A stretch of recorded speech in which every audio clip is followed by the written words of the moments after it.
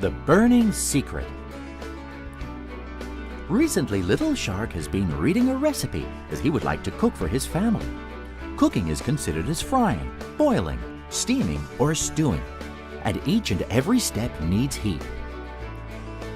In Little Shark's kitchen, the cooker, microwave, oven, and other appliances can help to heat the food.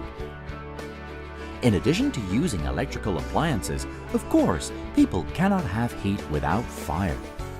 The earliest history of humans using fire could date back to the Paleolithic age.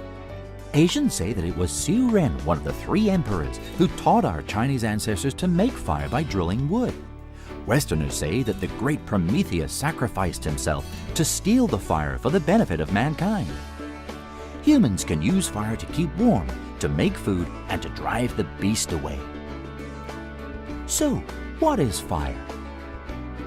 Here we have to mention the science of creating new materials, chemistry.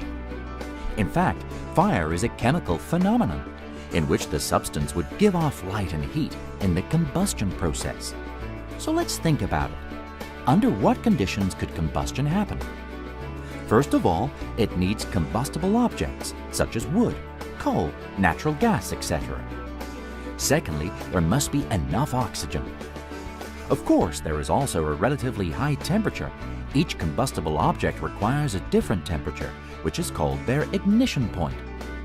Let Little Shark give you an example. A candle is lit. At this time, it is the wax that is actually burning. At a high temperature, wax and the oxygen produce a chemical reaction.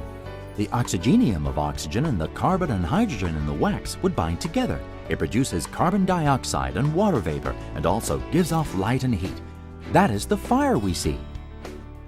As the fire can be ignited, of course, it can also be extinguished. For example, we can lower the temperature using water. When the temperature drops below the ignition point, the fire will not burn. Or we can use a fire extinguisher. The sprayed foam can isolate the air effectively. We can also take away the combustibles. There is an idiom of removing the firewood from under the cauldron, which is its literal meaning. Finally, Little Shark would like to remind you guys that playing with fire is a very dangerous thing.